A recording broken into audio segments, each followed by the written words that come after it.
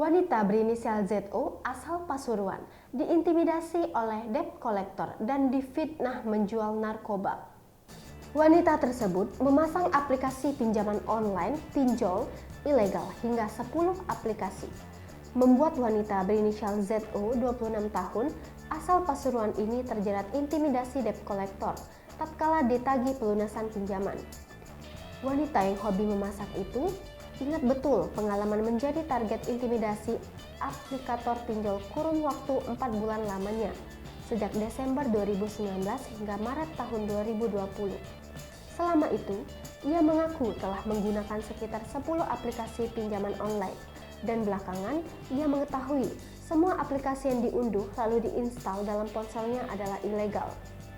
Semua aplikator yang ZO manfaatkan jasa peminjaman uangnya secara online itu melakukan intimidasi dalam proses penagihannya.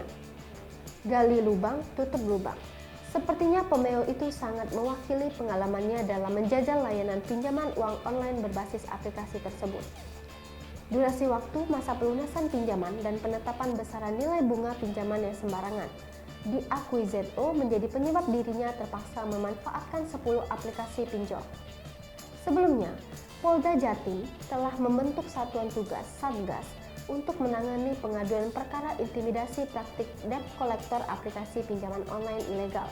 Satgas yang sejatinya sudah ada sejak lama itu selama ini digerakkan oleh Subdit 5 Siberkrim Ditreskrimsus Polda Jatim yang berkolaborasi dengan Otoritas Jasa Keuangan.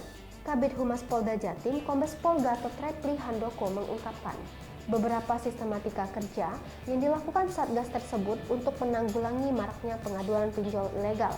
Mulai dari melakukan edukasi kepada masyarakat melalui berbagai macam platform media sosial, patrol siber untuk menyisir potensi kejahatan penyalahgunaan data pribadi, termasuk menyediakan layanan kegaduhan hotline melalui nomor kontak ponsel seluler dan WhatsApp yang disediakan oleh Subdirektorat 5 Siberkrim Ditreskrimsus Polda Jatim yakni 0811 9971 996.